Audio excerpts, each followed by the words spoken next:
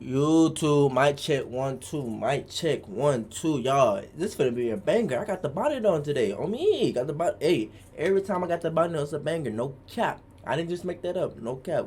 But anyway, y'all, how y'all doing? How y'all doing? Hey, welcome new subscribers, new people watching. Hey, how y'all doing? I ain't finna talk all y'all head though. Let's go ahead and jump into the video. Let's go. Disney, y'all gotta explain this. Uh-huh. So the reason Nemo's an only child and can't celebrate Mother's Day outside of a graveyard is because a barracuda came and nearly clapped his entire bloodline.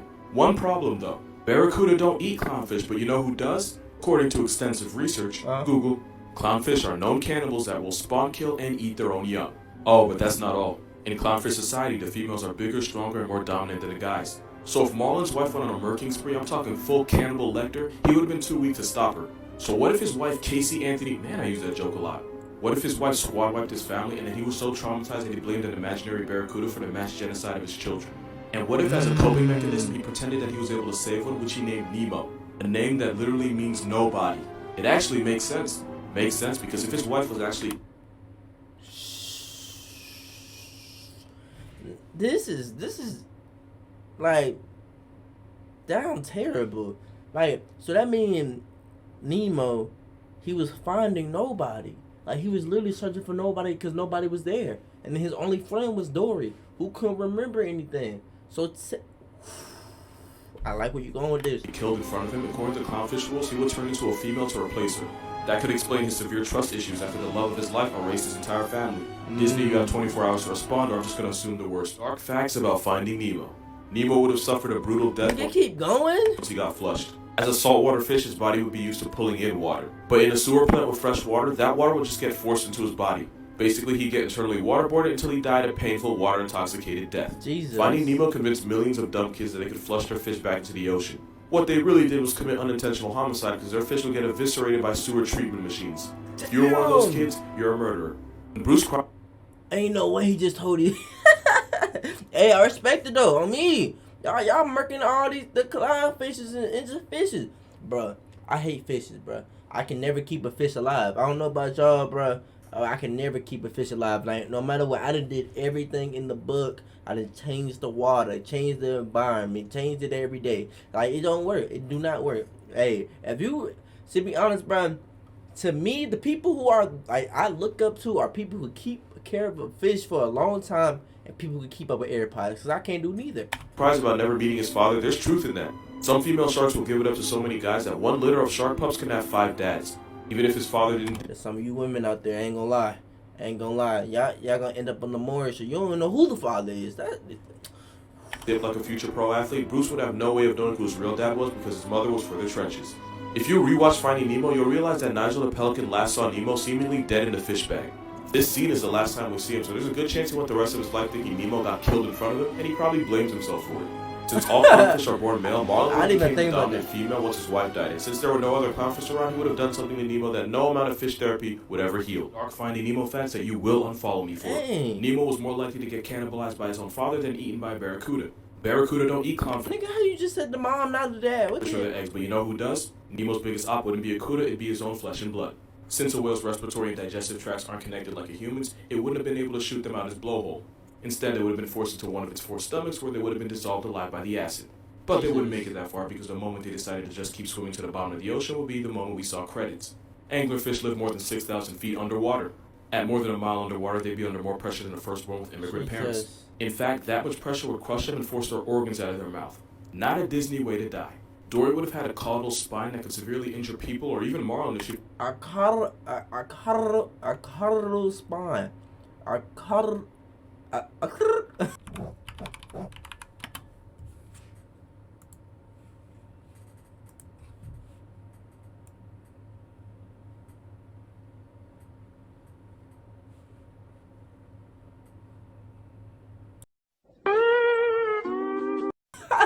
A caudal spine. I can't. Like, I'm not even trying to roll my tongue. That's just how I say a caudal. A caudal. Forgot to be careful. I mean, not like she forgets a whole lot anyway. What is a Dory caudal could fade you spine? because those spines could cause deep wounds that result in swelling, Why I look discoloration, like that? That bitch got acne. and infections. On top of that, she'd be toxic enough to poison people. Although I've heard people say the same thing about a voice actor. Okay, fair enough. I should probably explain this. As a clownfish, Nemo would be a saltwater fish. And water moves from higher concentration to lower concentration. Stay with me. I swear to Tom Brady, this is going to make sense. Okay. So a fish surrounded by salt water means there's a higher concentration of water inside the fish. So high to low, water would leave the fish. Yeah. So to avoid losing water and joining his mother in the afterlife, Nemo would constantly be taking water in while his kidneys pump the salt out. Now if you put Nemo in fresh water, the opposite happens.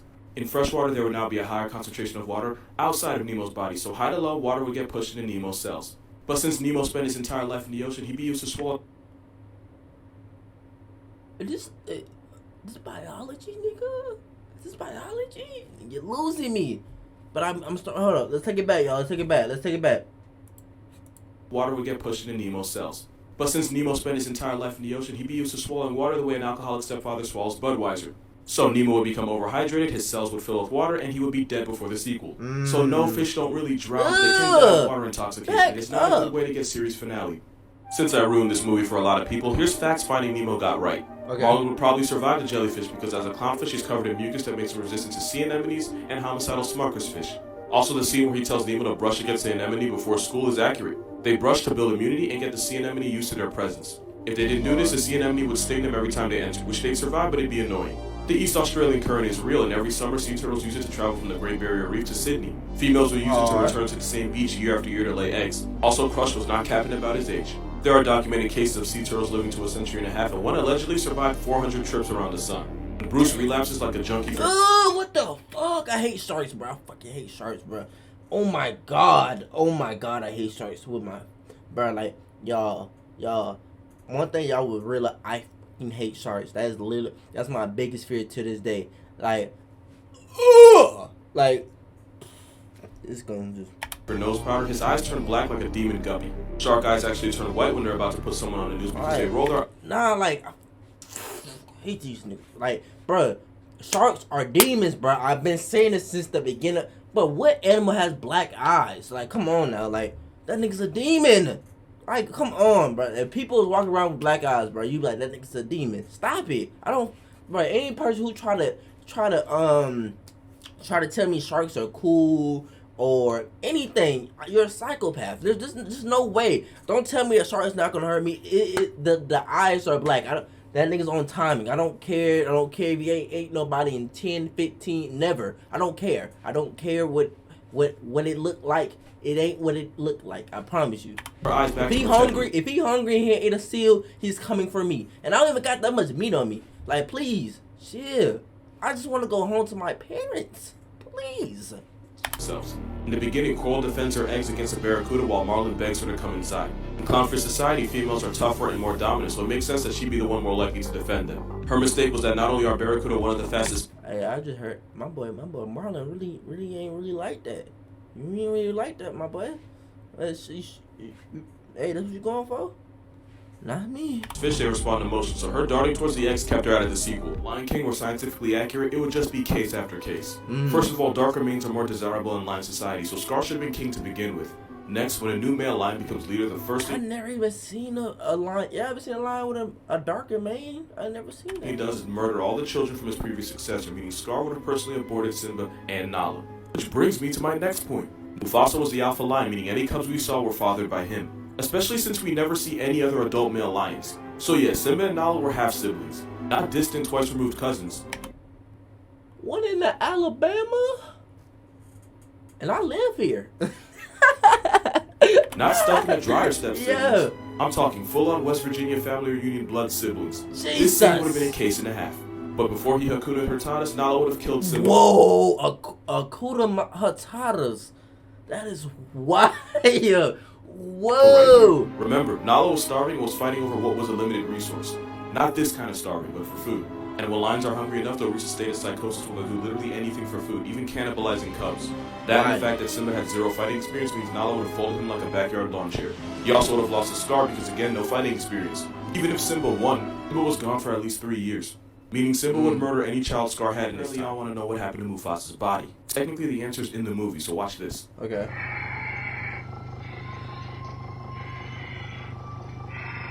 Birds like the vulture, marabou, stork— I don't remember that. Y'all remember that? I do not remember that. What? Would have eaten his dead body. But there's a catch. Vultures have really weak beaks and feet, so they would have had to wait for an animal to tear him apart to make it easier for them. The question is, who got to his body first? Hyenas. These are the primary suspects. Hyenas and lions kill each other out of competition, not for food. Lions don't like the taste of hyena meat and probably vice versa, so safe to say they probably didn't eat Mufasa. African wild dogs are such efficient hunters that they don't have to resort to scavenging, so they're out. Jackals are notorious scavengers, but again, they wouldn't have found the taste of lion meat appealing, so they wouldn't have done it either. Here's where I'm gonna mess you up. Worms, maggots, and corpse beetles would have gotten to his body first. Likely the same bugs that Simba ate would have been the ones that defiled his father's carcass. They would have created openings that would have made it easier for these guys to finish the job. And since guys like the Lammergeier specialize in eating bones, after a few days there'd be nothing left. It wasn't Scar or the hyenas, it was actually vultures and bugs. Send this to a friend to ruin their childhood. I'm actually hoping I get a comment like that because I really want to talk about it. So we all can agree that Lion King was based off the Shakespeare play Hamlet. I do not remember a letter of it, but I do know there's a scene where he holds a skull. In Hamlet, the skull belonged to Yor, King Hamlet's jester. So if Scar holding a skull is a reference to this, we can assume that it was one of his jesters that he probably got tired of and killed. Makes sense because that skull is too small to be a lion's, but it's actually perfect baboon size. So if we put the pieces together, maybe Scar had a baboon as a jester, got tired of his nonsense, canceled him, and now keeps his son-based skull as an R-rated keepsake. That would explain why he now forces Zazu to entertain him, because the old entertainment guy is now dead. And again, since Lion King is based off Hamlet, this actually makes more sense than Scar keeping the skull of his murdered brother. Or maybe I'm just overanalyzing a kid's movie from 1994 because I honestly have nothing better to do. But I like the first one, so I'm going with that. First images in nature you're going to wish you never saw. Wait, why are you a showing moose it? shedding its velvet. A jaguar on some Oh, Junjutsu shit. The larvae of the blue bottlefly. Telescope fish. Man's trip acid stumbled. That's like a gremlin. You ever seen that's like a damn gremlin. You little nasty. Went to the 9th dimension and saw some shit that he can never take back. A moth covered in mind-controlling fungus that basically turns it into a zombie. The devil's tooth. Basically an Australian mushroom berry with Lucifer's love nectar. Seaweed that does not look like seaweed. The skeleton of a pufferfish.